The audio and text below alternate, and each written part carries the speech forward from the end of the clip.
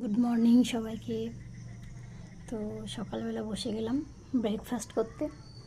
আর সকালে আমি একটু হালকা ব্রেকফাস্ট করতে পছন্দ করি। আপনারা ব্রেকফাস্টে কী পছন্দ করেন জানাবেন। আর এখানে আছে চিয়া সিড। আজকের ওয়েদারটাও দেখুন, কত সুন্দর ওয়েদারটা, পুরো মেঘলা আকাশ।